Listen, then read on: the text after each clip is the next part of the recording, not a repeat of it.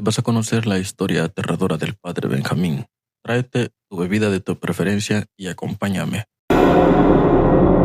¿Quién era el padre Benjamín cuando él era niño? Era un niño que vivía reprimido en casa de sus padres. Sus padres lo mandaban autoazotarse a un cuarto cuando él cometía el pecado de comer mucho, dormir mucho o sentir un deseo carnal por una mujer. Ellos lo consideraban un pecado imperdonable por parte de la religión y por parte de Dios. Así que la única manera de perdonar esos pecados era abrirse la piel con los azotes, y cuando se curaran las heridas, sus pecados serían perdonados. Así de locos y de enfermos estaban sus padres. No solo eran religiosos católicos, sino que estaban enfermos. Pero él estaba harto de todo eso, hasta que llegó a la adolescencia y escapó de su casa. Sus padres iniciaron una persecución y búsqueda para encontrarlo, hasta que finalmente lo encuentran y lo obligan a que sea padre. De esa manera él pudo salir de su casa y dejar el yugo de la presión que tenía por parte de sus padres. Cuando él es padre, lo eligen en un poblado, donde pronto él se convertiría en el centro de atención en ese pueblo, ya que sacaba dinero de su propia bolsa y regalaba y ayudaba a la gente que era muy pobre en esa comunidad. Hacía reuniones y recolectaba dinero para ayudar a la gente de escasos recursos. Daba bodas gratis, bautizos. Se convirtió en una persona muy buena para todo el poblado, y pronto la política se acercó a la iglesia y lo eligieron a él como principal dirigente de más de 40 niños con síndrome de Down, problemas de sordera, problemas de ceguera, niños que no podían caminar, niños con silla de rueda. Lo que el pueblo no sabía y lo que escondía detrás de la sotana era un monstruo depravado, pero el pueblo hasta ese momento no lo sabía. Él vivía reprimido cuando los domingos llegaban a jovencitas a confesarse. Nunca le faltaba el respeto, pero se mantenía reprimido, con ganas de soltar esa bestia que llevaba por dentro. Y eligió una víctima que pronto se le escapó de las manos. Una niña con síndrome de Down de 14 años había elegido para cometer aquella fechoría. Pero sus padres la sacaron de ahí y dijeron de que ellos la cuidarían en su casa. Un poco molesto, él fue a reclamar a los papás, dijo de que ese era un buen lugar para una niña como ella y que no debería estar en casa de sus papás. Pero finalmente no consiguió que regresaran a la niña. Eligió una nueva víctima.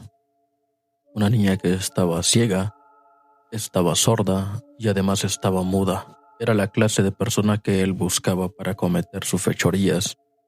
Lo que él no esperaba que esta vez no iba a salir como él lo había planeado. Pronto la niña salió embarazada y culpó a otro niño que tenía síndrome de Down. El pueblo le creyó porque el padre era muy bueno y además no mentía, decía el pueblo. Pero la niña con síndrome de Down embarazada llegó a los 8 meses y murió a la hora de dar a luz. Así que él le dijo al pueblo de que él se quedaría con el niño para que no hubieran pruebas. Era inteligente. Consiguió que el niño se quedara con él y el pueblo dijo: qué padre tan bondadoso que está criando un hijo que ni siquiera es de él. Y aún así hacía que el pueblo más lo amara a él. Cuando él consiguió que el niño quedara bajo el cuidado de él, con una almohada lo desvivió y de esa manera se deshizo de toda prueba. Pero espérate, que ahí no termina, ahí comienza. Para eso, pasado unos días llega la celebración del pueblo, donde todos los del pueblo tienen que ir a confesarse. Para eso han llegado otros padres a ayudarlo. A él le dejaron el turno de la noche.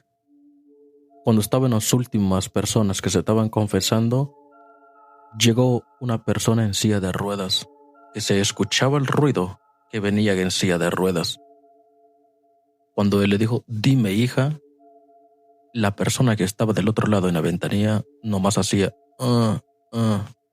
Él abrió la puerta, pensando que se trataba de una broma que le estaban haciendo, pero pronto se daría cuenta de que todo eso no era una broma, porque ahora no solo escuchaba ese ruido cuando estaba intentando confesar a esa persona que todavía no sabía quién era. Lo peor del caso es cuando él llega a donde él duerme y por la noche empieza a tener pesadillas con la niña que había cometido fechorías él y que el pueblo no lo sabía.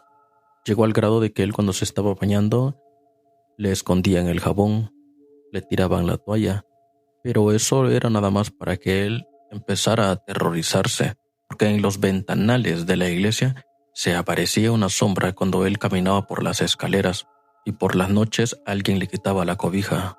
Llegó al grado de que esa niña lo empezaba a atormentar no solo en los sueños, sino que físicamente lo empezaba a atormentar. Un día la vio parada justo al pie de la cama. Hoy te voy a hacer lo que tú le hiciste a nuestro hijo. Se levantó de golpe pensando que era una pesadilla, pero se dio cuenta, prendió las luces de donde él dormía y se dio cuenta que esa sombra no desapareció. Estaba ahí y lo peor del caso no es que era solo una sombra y pronto esa sombra se materializaría en la niña que él había vio.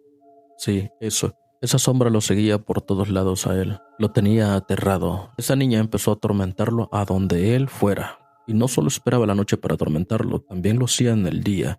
Llegó a un grado de decirle que escribiera una carta donde él revelaba todos los oscuros secretos de él. Lo obligó a hacerlo y lo obligó a quitarse la vida.